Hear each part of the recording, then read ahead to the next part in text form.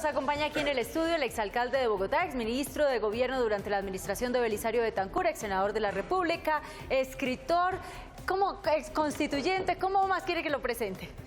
Claudia, bajamos del piso 21 al primer piso. Y aterrizamos aquí y usted se trajo esta mascota de la sala. Doctor Jaime Castro, bienvenido. Muchas gracias, Claudia, por la invitación. ¿Con quién se identifica usted a través de este perrito que se trajo usted de la sala? Yo soy animalista y me parece que ese perrito nos va a dar buena suerte en este reportaje. Doctor Castro, ¿cómo ve en este punto el proceso de paz? ¿Cómo ve en este punto el entendimiento que tenemos los colombianos acerca de lo que está sucediendo? Al proceso en curso le llegó la hora de la verdad, porque dentro de pocos días o semanas deben firmar lo que se llama el acuerdo final, en el que constarán los convenios a que llegaron, lo que pactaron en las negociaciones que ya están cumpliendo 4 años. Y sobre ese texto nos vamos a pronunciar los colombianos en las urnas. ¿Usted confía en el plebiscito? Yo creo que plebiscito habrá. No estoy seguro de que se vote este año, pero en principio debe haberlo. Es un compromiso político del gobierno, una oferta que le hizo a la ciudadanía, y dada la importancia de los temas que seguramente trataron, es democráticamente válido, políticamente correcto, que los colombianos digamos si estamos de acuerdo o no. Si la Corte lo avala como mecanismo de refrendación sobre los acuerdos logrados en La Habana, ¿por qué usted no cree que se dé este año? Por razón de calendario, porque la registraduría exige no menos de 2 meses para preparar el plebiscito. ¿Cuándo van a firmar el acuerdo final? Eso todavía no se sabe. Habían dicho que el 23 de marzo pasado, se pasaron al 20 de julio, Timochenko dijo, falta moño para el pelo, falta pelo para el moño, perdón. ¿Cuál va a ser para usted la parte más difícil del posconflicto? ¿Que las víctimas no tengan una respuesta acertada?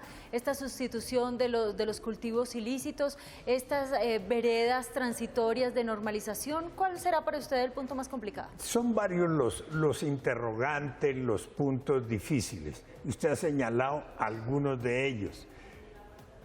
¿Cuántos de los efectivos de las FARC se van a desmovilizar, a reinsertar a la vida civil ordinaria? Los que no se reinserten, ¿qué van a hacer? ¿Se van a otras organizaciones tipo ELN, tipo Bacrin, o van a crear sus propias organizaciones? Ese es un gran interrogante.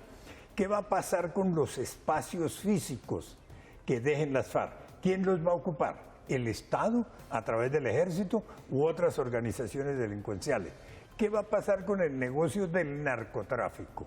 ¿Va a desaparecer o va a haber quienes se hagan cargo de él y lo exploten? ¿De otra sustitución? Luego hay un punto clave que para las FARC cuenta bastante, o 2 puntos que para las FARC cuentan mucho. Uno, su seguridad personal. ¿Cómo se la va a garantizar el Estado una vez reinsertados ellos a la vida civil? Segundo, ¿cómo va a ser la lucha, tema en el que insisten mucho las FARC, contra el paramilitarismo o las organizaciones sucesoras del paramilitarismo? ¿Y su inclusión al Congreso de la República, usted lo ve viable? Tienen derecho. El tema no es si pueden o no ir al Congreso. Me parece que es elemental que si van a ser organización política, aspiren a ir al Congreso, a ganar alcaldías, gobernaciones. El punto del Congreso tiene que ver con lo siguiente. Se va a aumentar el número de curules en el Congreso para darle cabida a ellos. ¿Y que no la pierdan otros? Ese es el punto. Por eso, para que no lo pierdan otros, habría que aumentar el número de curules. ¿Cuántas curules nuevas se van a crear? Una vez definido el número de curules en Senado y en Cámara de Representantes, ¿cómo se van a adjudicar? ¿Las FARC van a participar como cualquier otro partido político en igualdad de condiciones o les van a adjudicar las curules a dedo, por decreto? Recuerde algo, Claudia, que los colombianos conocen muy poco.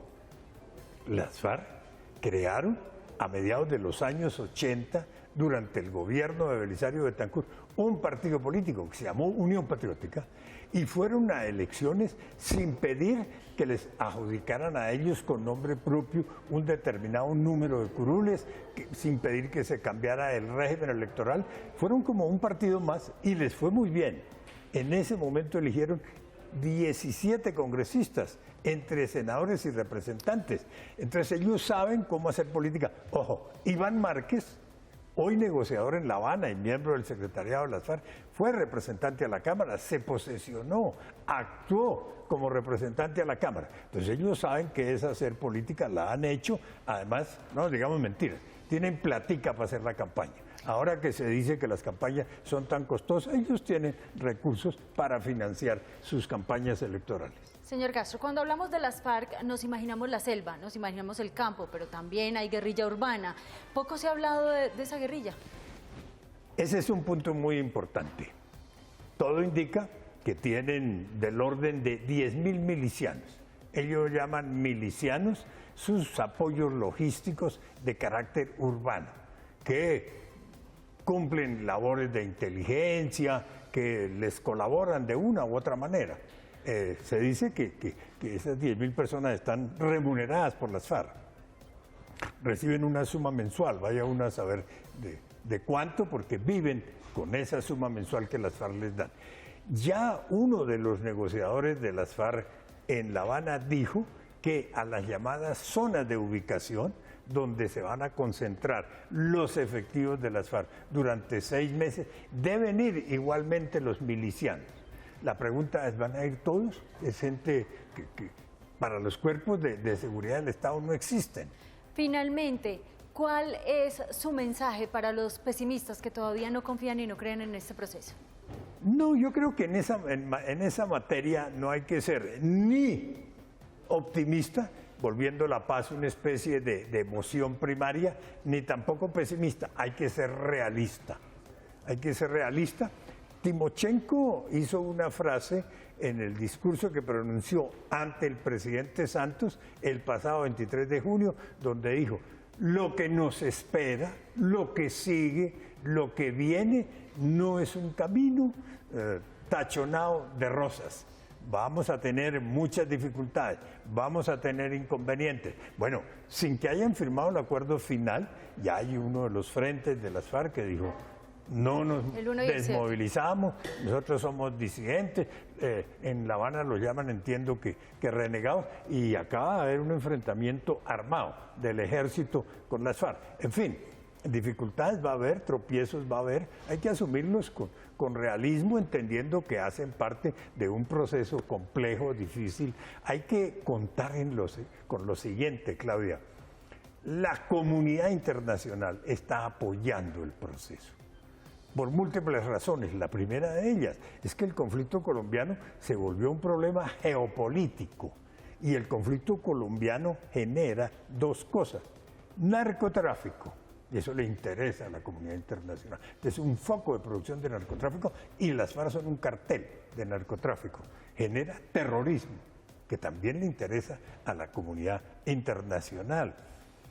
Para Estados Unidos, por ejemplo, tener a las FARC vivas, no comprometidas en un proceso de paz, es tenerle un aliado muy cercano al gobierno venezolano. Eso no le conviene a Estados Unidos. Además, no digamos mentira, esta es una economía sólida, es la tercera economía de América Latina, aquí hay mucha inversión extranjera, entonces le interesa mucho a los países extranjeros lo que ocurra en Colombia. Mire, el señor Aronson, el delegado de Estados Unidos, el señor tiene inversiones grandes en Colombia, entonces ahí hay unos intereses económicos de por medio. Pues, doctor Castro, muchas gracias por habernos acompañado. Usted se trajo esta mascota, ¿a quién lo lanzaría a que le ladre? ¿Contra quién?